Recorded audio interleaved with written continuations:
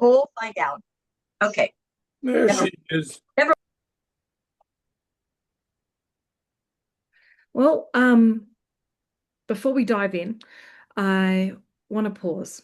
We gather at a time when many faiths and cultures carry fresh wounds, whether it is in Israel, Palestine, or neighborhoods elsewhere. Conflict and grief weigh heavy. I'm not going to speak about politics today. That's not why we're here. But I do want to honor our shared humanity. Every person here seeks peace, seeks belonging, seeks understanding. And that's why spaces like this matter. Together, we lean into dialogue over division, healing over harm, connection over conflict. Now, good morning, good evening, depending on wherever you are in the world. My name is Dr. Jamel Kaur Singh. I'm a child of Australia's first multi-faith association, founded by my parents, Jessie Kaur Singh and Dia Singh, about 37 odd years ago. My childhood was, well, let's just say unusual. In addition to Saturday sports, I sat taking minutes, which Mum used to make me take because my sisters and I, my younger sisters and I, would play cards. So to stop me from playing cards, my Mum would make me take the minutes. And while rabbis and gyanis and priests and imams and monks and other faith representatives debated topics ranging from death to food to interfaith marriage, what at 11 years old felt like a chore, it shaped my world. And today, as an educator, an author, an advocate for cultural intelligence, that lived interfaith experience underpins my world. So, friends from around the world, as we gather today in the spirit of peace and understanding, I invite you to center yourself. I'm going to sing the multi-faith prayer. Now, normally I would be singing this with my dad, Dia Singh, and this is a melody that has echoed through multi-faith spaces in Australia and around the world for nearly 4 decades. May it soften our hearts and open our minds as we begin today. So I'd invite you to close your eyes, and I'd like to start by acknowledging the traditional custodians on the land on which we gather today around the world, whether that's the Indigenous people of the land from which you came from, elders of the past, the present, and the future generations as well. Cantate Domino, canticum novum, cantate Domino, hallelujah.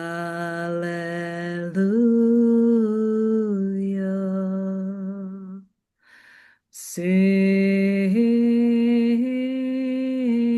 to the Lord, sing a new song, sing to the Lord, hallelujah.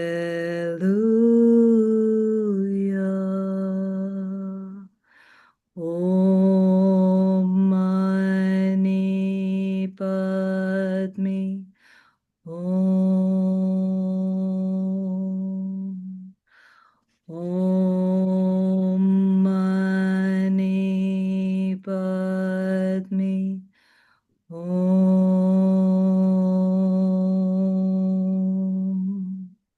Shema Yisrael, Adonai Eloheinu, Adonai Echad. Shalom, Shalom, Shalom.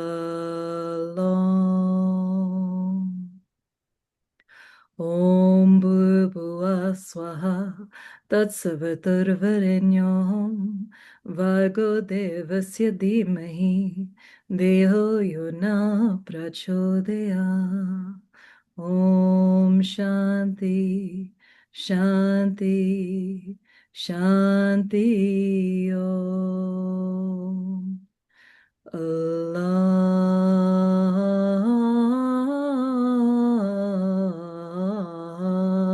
Akbar. Allahu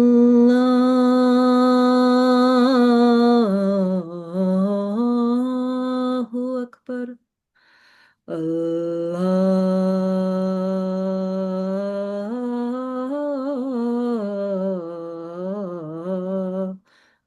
Akbar. एक ओंकार सतनाम करता पुरख निरभय निर्वैर अकाल मूरत अजूनी सैभं गुर प्रसाद जप। आद सच जुगाद सच है भी सच नानक होसी भी सच। There's one true source of reality. There's one true source of existence, the truth, the creator, unfathomable, infinite, unborn, undying, beyond time, space, and form. Without fear, merciful enlightener, attained through grace. The truth before time began, the truth when time began, right now, the truth, and forevermore, the truth. So I have my first question for you all. What is culture? If you could write in the chat for me, what is culture? Now, out of this life journey came my children's book series, The World is Our Playground. Now, each of these books, I've got a couple of them here with me. They're available on Amazon. I think Joanna might put it in the text box for you, the chat box, where you can get these books on Amazon. But The World is Our Playground, and they follow two Australian children as they travel the globe. The first book, they go to Vietnam, they go to France, then to Philippines, and then Greece. And then the fifth and sixth book, I've co-authored with one of the Aboriginal elders here, Uncle Jean Blow. And the kids travel on country to Minjerribah, which is North Stradbroke Island, which is just off the coast of Queensland, to his country. And they learn some of the stories there. And then with him, they also, in the sixth book, we travel to Broome, to the Jugun people up there in Broome, and learn from them. Now, these books, they came during COVID. I'm not sure if you know, but Melbourne, we were in lockdown the most anywhere in the world to try and keep us all safe. And so what happened during that time is my sister, she was working from home full time because of COVID. So my nephew Kian and also my other nephew Ravi, they spent a lot of time with me at my place because our houses, mum and dad live in the house behind us and stuff. So that became the bubble house. And so interestingly enough, my kids are now 23 and 24, but with Kian, I was reading his readers with him and doing his prep homework with him. And what I was finding is a lot of the books that he was reading, they were the same books that my kids read 15 years earlier, but also they were I guess I paid more attention to them because I had the time, and they were very stereotypical. There was a lot of unconscious bias in them. There was a lot of stereotyping that just didn't make sense in today's world. So that's where this book series started. Now, this isn't just a travel adventure. It's a framework to empower children to see themselves represented and to honor those who look different to them. And if every page, culture is not an add-on. It's a lesson itself. So I'm going to play you one of the books, if that's okay. And I can, at that time, then read through what you've written so I can then, we can talk about that sort of stuff, which would be great. So let me make sure I've got this right. Share. Come on. And let's share this book.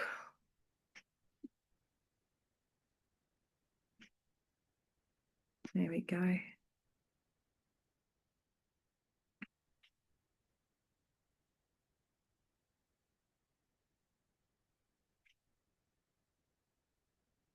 Can you see that all right? Tara's The World is Our Playground series. Our France Adventure. Written by Jamel Singh. Illustrated by Ronald Santos. Nanak, Tara, I have some exciting news. We are going to France next month during the July school holidays. I have some work there, and I'm taking you both with me, said Mum. How exciting, said Tara. Yeah, exclaimed Nanak. Nanak and Tara are excited by their next overseas adventure. It is so cold here in Melbourne. I can't wait to get to the summer in France, said Nanak. Still need to pack a coat, Nanak. It will get cool in the evenings, said Tara. I know, said Nanak. Do they really eat snails in France? Asked Nanak. That is what the tourist book says. They are not the same as the snails we have in our garden, though. They are a special kind of snail. They are called escargot. We must try it, said Tara. As Mum always says, we must give everything a go at least once, replied Tara. Paris is the capital of France. It takes nearly a whole day and night to get there from Australia. It is in the continent of Europe. Nanak and Tara are very excited to see the Eiffel Tower in Paris. This is the best croissant ever, said Nanak. Yummy, said Tara. Can you remember how to say hello in French? Asked Tara. Bonjour, said Nanak. Look, there is the Eiffel Tower. Everything is so beautiful, exclaimed Tara. Nanak and Tara visit the Eiffel Tower with their mum and her work friends. Bonjour, my name is Gabriel. This is my sister Emma. Is this your first time in Paris? Asked the young boy. Bonjour, yes it is, replied Tara. This is my brother Nanak. Nice to meet you, said Nanak. We are going to the Louvre Museum tomorrow. Would you like to join us? Asked Gabriel. That would be wonderful, answered Tara. Gabriel and Emma's family take Nanak and Tara to the Louvre Museum while Mum is at her meetings. This is the Mona Lisa painting. The Louvre has many famous paintings, said Gabriel. I thought this was going to be a huge painting, said Nanak. There are so many works of art to discover in the Louvre Museum. Have you been to the museum in your city? Merci for bringing us here, said Tara. Tomorrow is Bastille Day. It is the biggest festival in France. There is a big parade and fireworks. The kids make plans with their parents to attend it together. Bastille Day celebrates our history and the French Revolution, said Gabriel. The kids watch the parade and stay until nighttime to see the fireworks. Nanak and Tara learned some French dancing from Gabriel and Emma. Tara was a little bit shy. Have you seen the movie Hunchback of Notre Dame? Asked Gabriel. Yes, I love that movie, said Tara. Most people here are Catholics, right? Yes, but there are people from other religions too, like Islam, replied Gabriel. I think there is a Gurdwara Sikh temple here. Sikhism is your religion, right? Yes, replied Nanak. Nanak, Tara, Mum, Emma, and Gabriel visit Disneyland. They have an amazing day. It is time for Nanak and Tara to go home. Au revoir, said Emma. Merci for showing us around Paris, replied Nanak. Please do come and visit us in Australia, said Tara. That would be wonderful, said Gabriel. Je t'aime, Paris, said Tara. I love France. Merci for watching. If you would like to purchase... Okay, so that gives you an idea of the book series. They've got targeted vocabulary. They start at the start with teacher resources and stuff, and it's to introduce kids to religion and culture. Now, culture, as we've discussed in the group chat here, culture can be a dividing factor.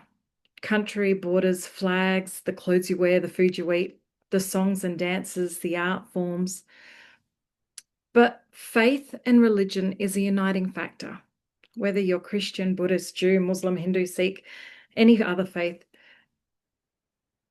answer the questions. Does your faith teach you to be a good person? Yes. To tell the truth, to be kind. It teaches us to be generous, to give, to be honest, to respect. It goes even deeper than that.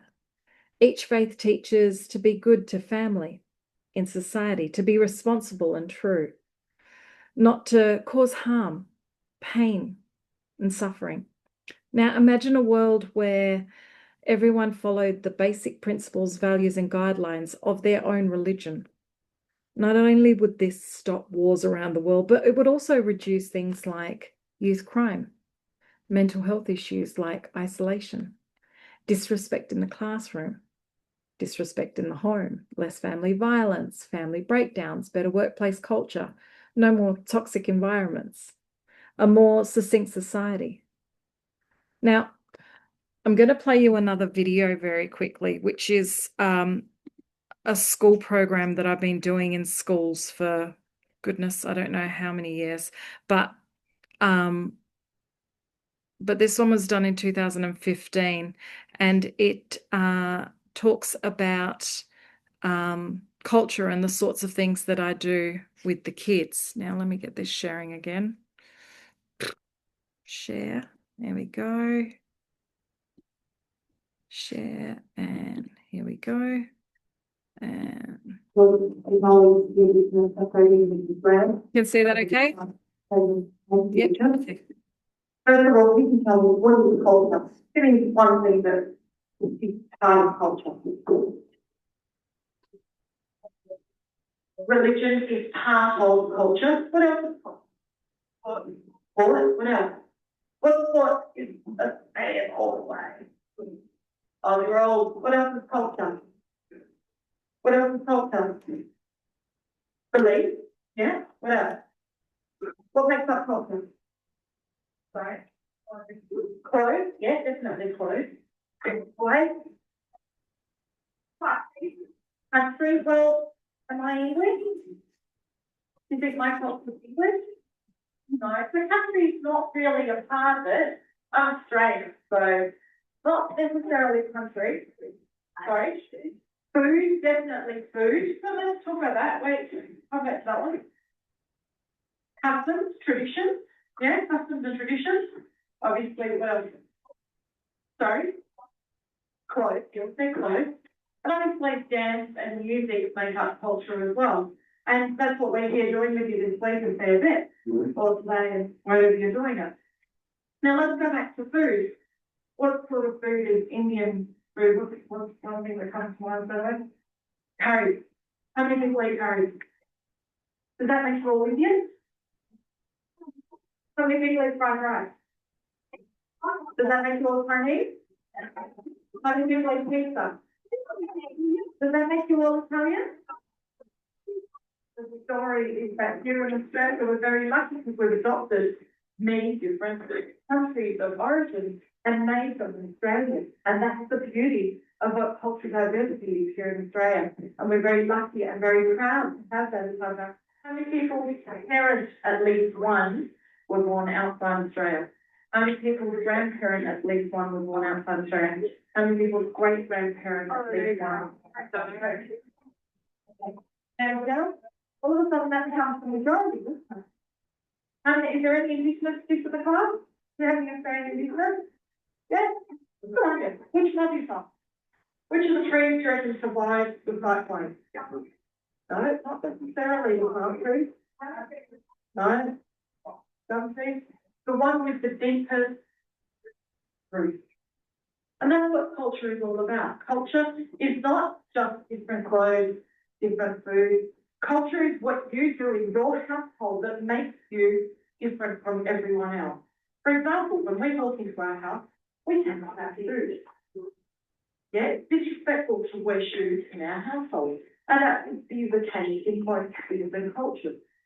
If you have respect for yourself, your culture, your traditions that are prevalent in your household, you're going to be able to have respect for the rest of the community and the rest of the people. And that's what global citizenship is all about. And that's what, as far as I understand, this week is all about. It's not just about going to some Bollywood dancing, doing an Indigenous welcome, what other cultures are having, African. It's not just about learning a little bit about different cultures. It's about acknowledging and respecting yourself so you can respect others. How's that prevalent in today? What is that going to mean for me in the future? I need to have a little bit of cultural understanding to deal with that.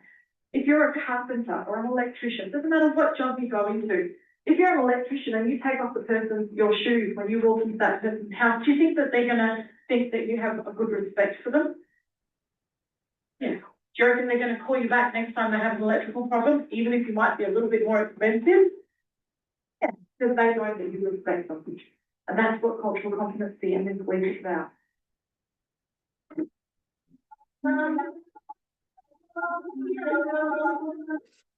Okay, so those are the sorts of workshops that I do in schools. And one thing just came to mind. I think since then, the trees that survived the cyclones, I've got them to say the deepest roots, but it's also the ones with the most flexibility. To have deep roots in your culture, your traditions, and your faith, but also have the flexibility to move with the times is how we're going to be able to move forward and make change in the world. So from those early multi-faith meetings and the community work, I saw how assumptions and stereotypes, and as well as unconscious biases, fracture communities. Now, my doctoral research formalized what life had taught me, that culture and cultural education isn't just important, it's urgent. My thesis I've actually just released as a book, which if you have got your email in the chat group, Joanna will email you a copy of it in PDF form. But it's about outlining how cultural education must be embedded from childhood through to corporate and government policy making, that cradle to grave style attitude, not to simply, I'm going to use the word tolerate diversity, but to embrace it as our collective strength. Now, what we say is not necessarily what we mean. So just then I use the word tolerate. Now, to tolerate means to put up with. So I'm not a fan of celery, as we call it in Australia. I think most people around the world call it cilantro, or Brussels sprouts either. I'm not a fan. You put it in front of me when I come to your house, I'm going to eat it. I'm going to put up with it. I'm going to tolerate it. I don't necessarily like it, but I will tolerate it. I think a lot of the times when we use language in what we're saying, instead of the word tolerate someone, should we be tolerating them or accepting them? And I think that impact, especially now with your Google Translates and stuff, everyone's translating every word that you're saying. And so to make sure that we have the correct impact, we need to make sure we're using the right language. Now, I'll give you an example of that. I'm one of the counsellors on the Finance Brokers Association of Australia, and, interfaith and cultural education doesn't necessarily pay the bills. So I'm in finance and real estate and have been for 30 years for the bread and butter. So I was at this FBAA meeting that we had a few weeks ago, and I was talking about my thesis and stuff to one of my fellow counsellors, and we started talking about the impact that it has. And he was telling me a week earlier, his son, who was only 5 years old, in reception in prep year, first year of school, and he had come home from school, and he was really quiet, and he was sort of mumbling to himself and not very attentive. And Father asked him, mate, what's going on? And he said, no, nothing, Dad. And even at dinner time, he knew that his son, something was bugging him, but he let it go because he'd asked a couple of times and the son said nothing. The next day, he came home from school and the son was still mulling on something, just something was eating at him. And he said to him, come on, son, what's going on?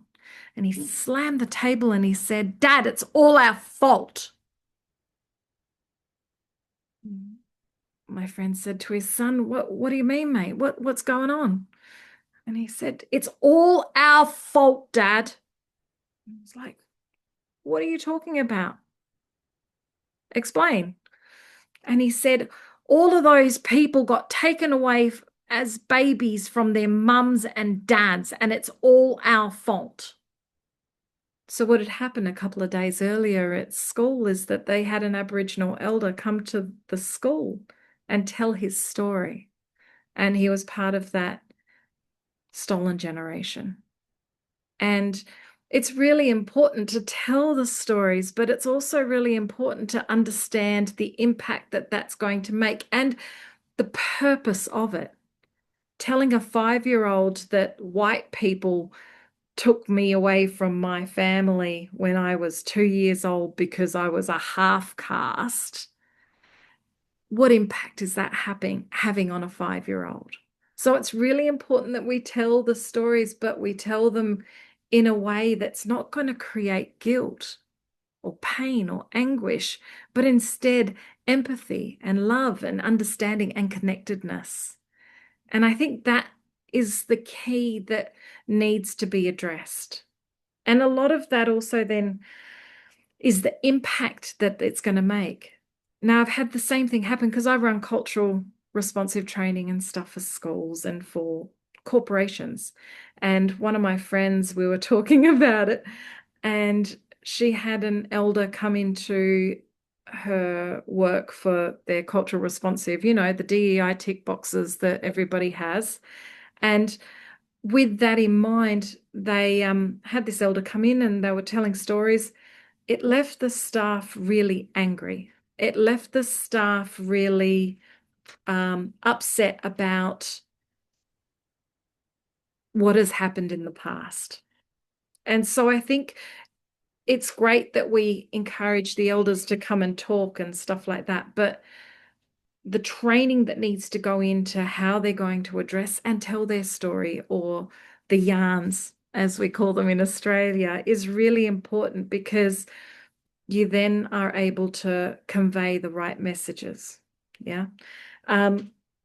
So that brings us back to the early years of those meetings. And then one of the things I've also found is that now my mum, Jessie Singh, she was a very big part of bringing the Parliament of World Religions to Australia in 2009. And I was working with Cultural Infusion and Peter Musafiriadis. We were doing all the organizing of the programs and especially the main events in the main hall. And I was actually MC and voiceover for a lot of them. Now we had the Dalai Lama there, and we had lots of different guests from all over the world at these events. And especially the evening programs and those bigger programs that we had things down to the minute, because everything had to flow with the sound and the lighting, as well as then when the food was going to be catered and brought in and stuff. It was all very precisely done. And so I remember there was so many of the events, and also the events that I've done with Mum for years and years and years, ever since I was a little girl. When you give a faith representative 5 minutes to talk, they're more than likely going to go for 6 or 7 or 8 minutes. Now, time is a commodity, time is precious. And I think that itself is very disrespectful. I know we all have a lot to say, and we all think that whatever we're going to say is the most important part of things. But I remember there was this one part where there was this beautiful woman, the head of one of the religious organizations. I'm not going to name names, but anyway, she was given a certain amount of time and she doesn't speak any English. So she had a translator with her. Um, the funniest thing was I was emceeing, and first of all, she is very, very short. So she was going to hide behind the lectern. So we were scrambling to look for a box to put behind the lectern for her to step up onto. And so finally got her up on stage and introduced her onto stage. And what was going on was that she was talking in Hindi, and I understand some Hindi as well, and Punjabi and a few other languages, but she was talking in Hindi. And obviously, there was a very set script of what she was supposed to be saying, as far as somebody has written. So she was saying something, and the translator was translating something completely different. But her little parts were 3 minutes, and then the translation part was like 30 seconds. And then it was 3 minutes of something completely random, and then the translation was completely different again. Um, Instead of going for the 5 or 6 minutes or whatever she was allocated for, she just kept going. And I had the sound guys waving at me, and the red lights were flashing in front of her. But nope, she was going to say what she was going to say, and the translator had no clue what was going on. Finally, after one of her parts that she finished, I pretty much picked her up and got her off stage, and shoveled her down the stairs to get her off the stage while she was bowing and getting off the stage. But that in itself just shows a disrespect for the rest of the people and the rest of the speakers and things that were going on. And so, um, what I'd like to talk about is that in Australia, we have these practical pathways. I work with schools, I work with governments and First Nation communities and faith groups and corporations to create culturally intelligent environments. And as you saw, I do a bit of Bollywood dancing, and I use that as a tool for breaking down cultural stigmas, to Indigenous elders, co-authoring my books, to workshops on inclusive communication. The goal is the same: to empower people to see difference not as a threat, but as enrichment. My approach is grassroots yet globally applicable, from rural Australian classrooms to corporate boardrooms. Now, it's amazing how, again, importance of the chat group that we're going to have. I'd really like you to answer, why is it important for us to, if you have any suggestions or extras that you'd like to add on, why it's different, or why it's important for us to think about these chat groups. I'd like you to firstly write down one word that describes you, your faith, and your identity. And if I can ask you to do that right now, and Joanna's going to collate them all for me, but I'm going to play you a short video. Kian, my 5-year-old nephew that was spending a lot of time with me during COVID, I was trying to get him motivated. Yeah, she froze up. Sorry? Can you, Yeah, I'll see if she comes back. If we turn off our cameras, maybe that'll help her Wi-Fi. You lost me. Well, no, it's just hers. Am I still here? Oh, this almost came back there a second. The funny thing, I think if other people. Okay, is that better? Okay, I'll try it. Is this good? There you are. Oh, okay, yeah, you were frozen for a while there. Oh, I'm so sorry. So anyway, I was talking about Kian. So I was trying during COVID to get him motivated, and it's not the easiest of things to get a child motivated at 5 years old, but I wanted him to get himself motivated. And so what I did was for a few hours, I started to drop the word motivation in every other sentence until finally he turned around to me and he says, Mussy, which is auntie, mother's sister in our language. He says, Mussy, what does motivation mean? And so I said, mate, I need you to figure that out yourself. I need you to go around to everybody in the household and ask them what motivation was. So he went off around the house to Nana, which is my dad, his grandfather, and Nani, and to my sister. He actually rang her, and he went to my kids as well and asked them what motivation was. And so in this process, he wrote a book and then we illustrated this book. And so this was to motivate him. And it's really simple to actually do these sorts of things with kids, but this video is a result of that book. And before I press play, I'd like you to now ask you all one challenge you see in interfaith harmony today. Yeah. So if in the chat while we're watching this video, you can write for me one issue that you see in interfaith harmony, that would be extremely helpful. And while I do that, I'm going to share this video with you on motivation, which might be a really good tool to be able to get kids to get motivated. Motivate me by Kian Singh. What is motivation and what motivates you? He's very cute. Does motivation mean? I asked everyone. Mum said things that help you encourage yourself. Dr Jamel said motivation is the actions and behavior that make you happy. I don't know why I made me that fat, monkey.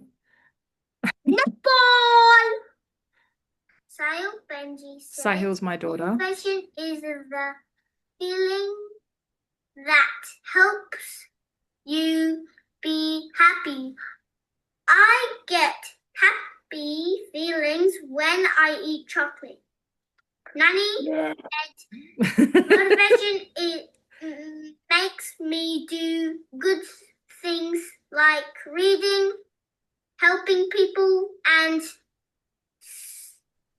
smiling. Safal's my son, so Virgi means brother. Motivation is feeling that you get that pushes you to do things that need more effort. The picture of what I will be when I am older motivates me. Nana said motivation is... And Nana's fatter than that, especially compared to me. which I'm not sure why I got makes become so big.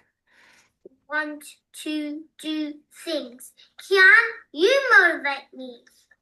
Lots of things motivate me.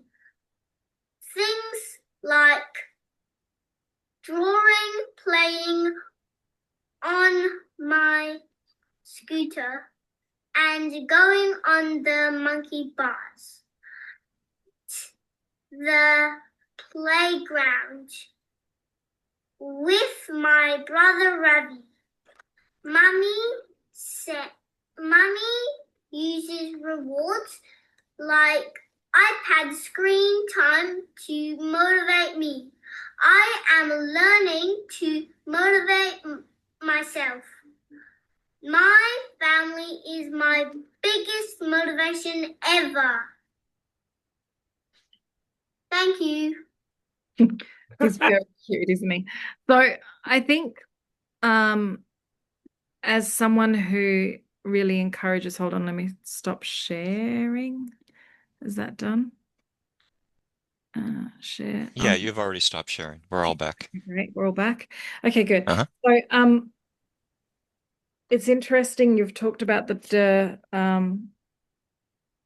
issues there, which we'll talk about, but someone asked me in there the difference between multi-faith and interfaith. And in simple terms, multi-faith refers to the presence or inclusion of multiple faiths or religions in a space or in a context, essentially acknowledging religious diversity side by side.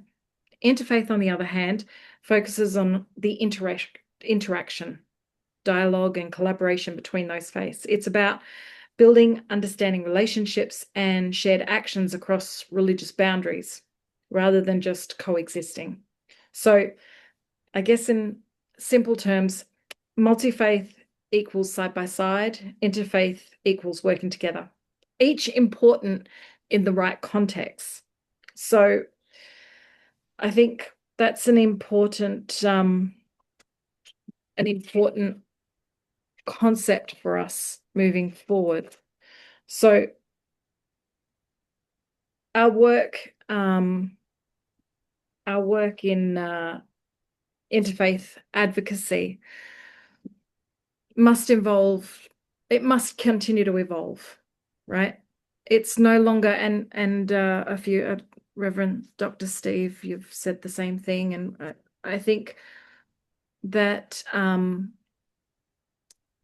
interfaith and multi-faith is no longer just simply to share scripture or rituals. We must teach the language of cultural intelligence, how to listen without assumptions, how to communicate with cultural safety, how to respect without appropriation.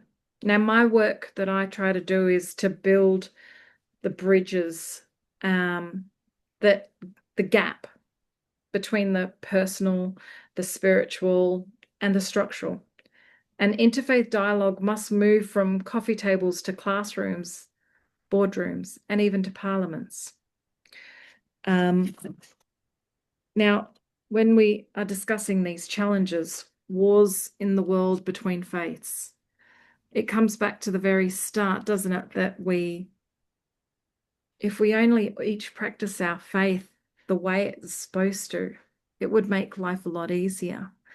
But it's also about respecting and not pandering to the needs. We need to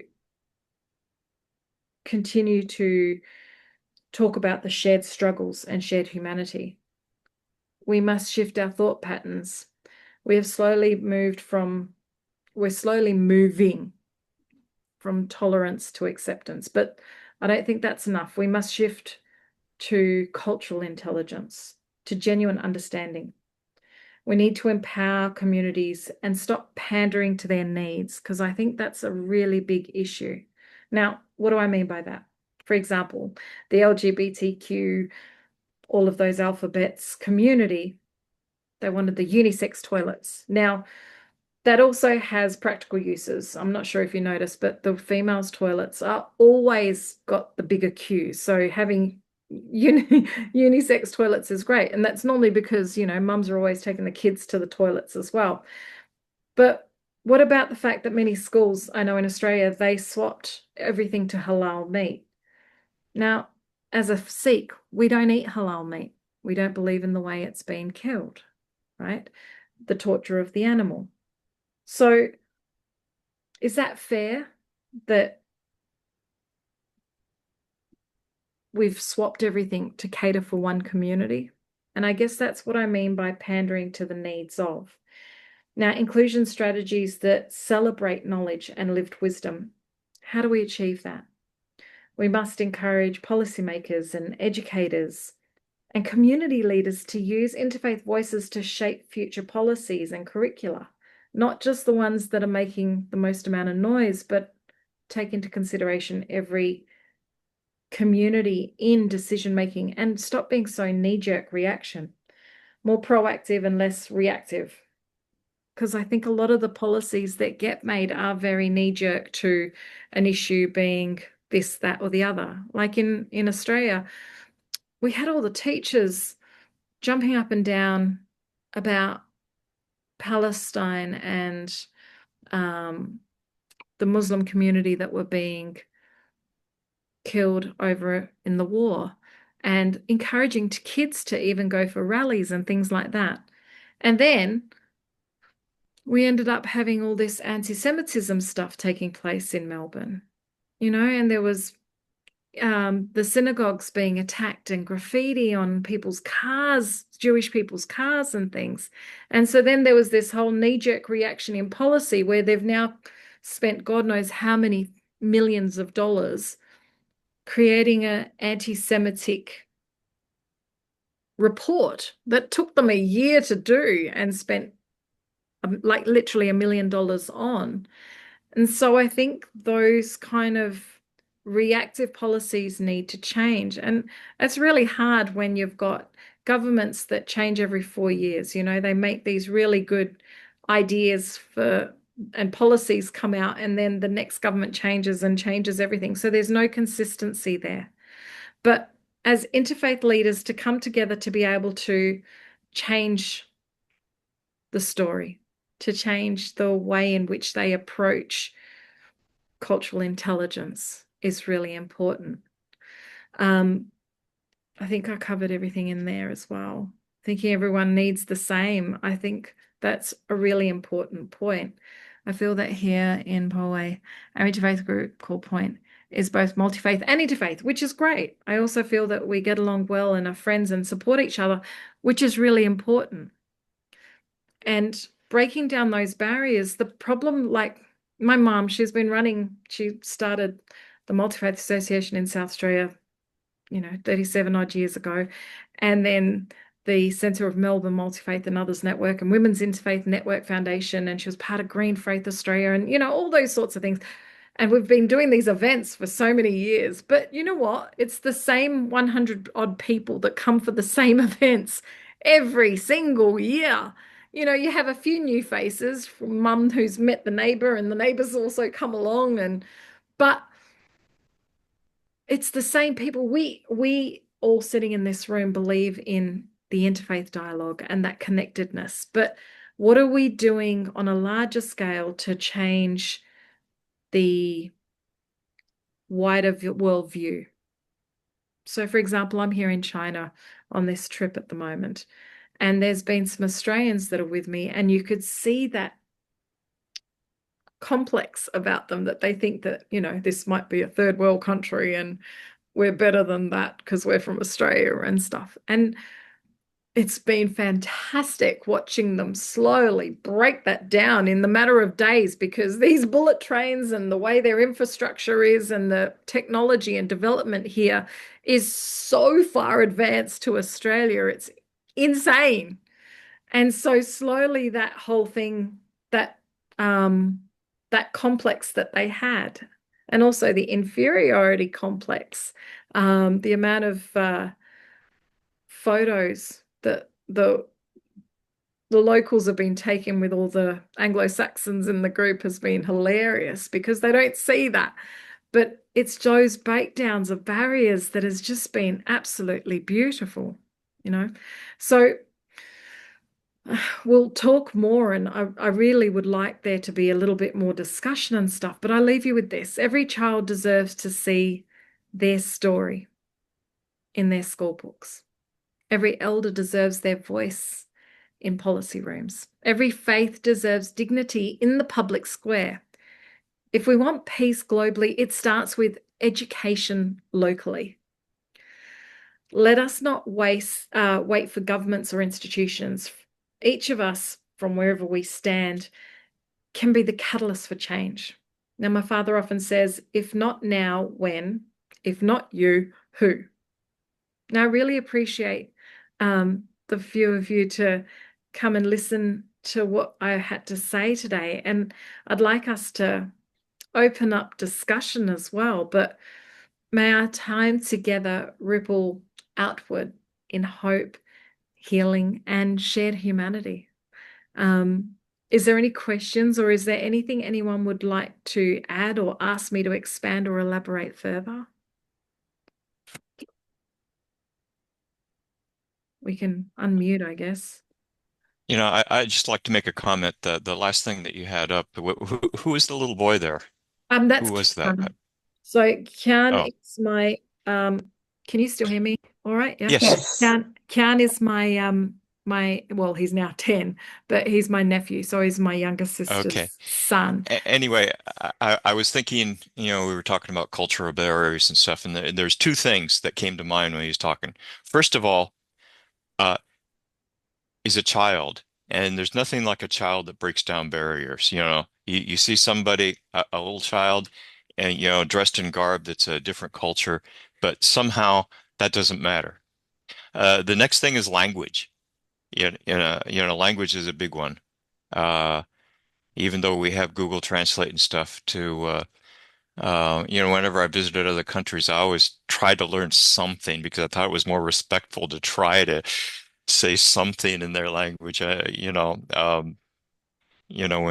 France, they really want you to try to speak French. Yeah, they don't like to speak English.